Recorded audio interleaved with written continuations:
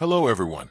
As U.S. President Donald Trump expressed his dissatisfaction with Japan's share security costs, there are reports that some of the budget set by Japan for the stationing of U.S. troops in Japan is not actually being executed.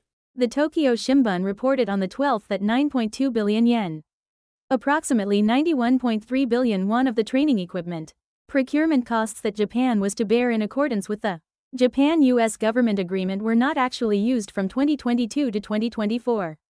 In the 2022 budget, 1 billion yen was allocated for target devices for shooting training, and 8.2 billion yen was allocated for systems that integrate fighter jet live-action exercises and simulations into a network and cyber training devices for 2023-2024. However, these budgets were not implemented because the U.S. military did not introduce the equipment. A Japanese Ministry of Defense official said, it takes time from ordering to production completion, and avoided mentioning the target time for introducing the equipment. Earlier, on the 10th, President Trump stated that the Japan-U.S. security treaty is unilaterally advantageous to Japan, saying, "We spend hundreds of billions of dollars to protect them, and they don't pay anything." This is interpreted as an intention to pressure Japan to shoulder additional security costs.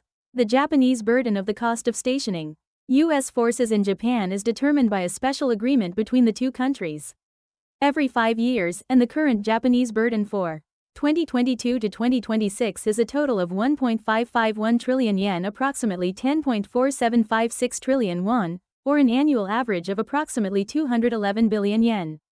However, some of this budget is not actually being executed, and concerns are being raised within Japan about the efficiency and transparency of the budget. Defense Minister General Nakatani stated that the burden for fiscal 2027 and beyond must be concluded by March 2027. As President Trump's demand for security cost sharing and Japan's budget execution are intertwined, discussions on the practical implementation of security cooperation between the U.S. and Japan and the building of trust are becoming more important. It seems necessary for the two countries to seek ways to cooperate based on mutual understanding,